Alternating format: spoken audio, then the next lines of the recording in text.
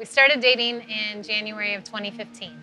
I knew he was an addict, and I didn't really want to deal with that, to be honest. And I didn't care if he still liked to party on occasion, but it could never be an issue because he told me he had it under control. But as we progressed and as we stayed together longer, it became more and more of an issue. I mean, over the years, I definitely stole, manipulated, lied, tried to control, just all kinds of things to Suzi. I mean, he would steal money or not pay bills that he said that he was paying bills for, and that was difficult because I've actually been married before, and he knew how difficult it was for me. I have a lot of trust issues from my past.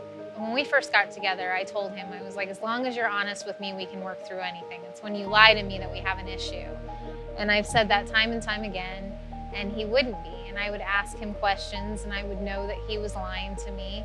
But then he had a way of twisting it around and making me feel like I was crazy and just making me feel like I wasn't good enough or there was something wrong with me instead of what he was doing.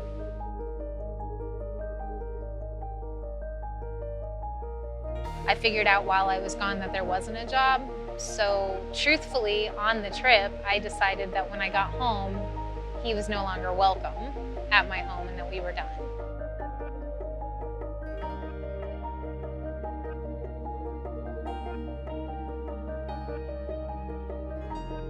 When all of this happened and I started coming home, I had a wide range of emotions between fear and anger and just everything. But I asked him, I said, are you finally going to tell me what you're on? And for the first time, he was honest with me. Well, at that point, I told him, if you're honest with me, then we can work through anything.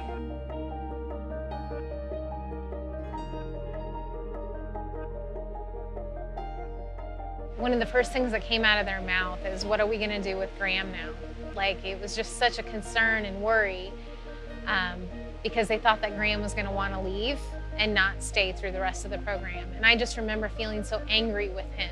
It was one thing for his selfishness to affect me. It was another one to see his sister hurt so bad in that time of despair and him be their number one concern and their priority. And I just was so angry with him that she got robbed of being able to mourn and to feel the emotions that she needed to feel because their concern was directed towards him.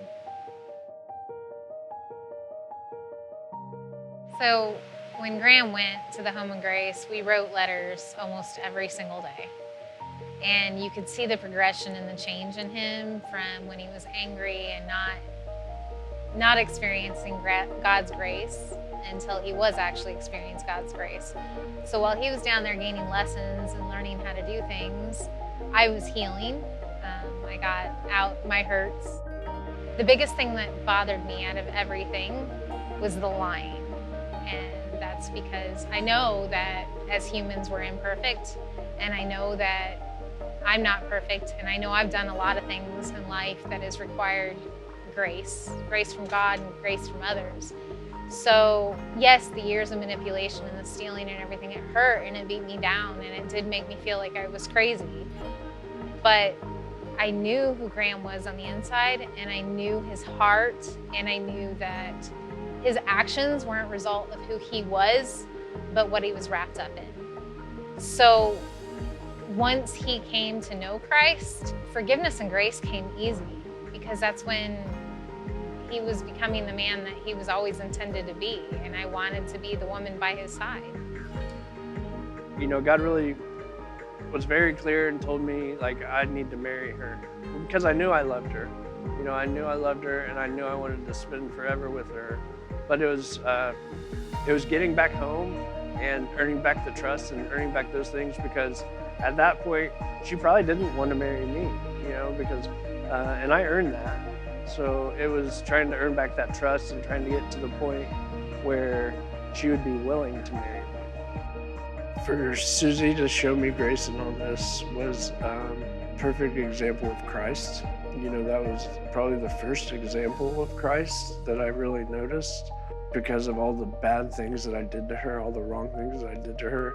For her to be able to forgive me and showed me that grace and keep on loving me through all my junk. It was just a perfect example of Christ's love for us.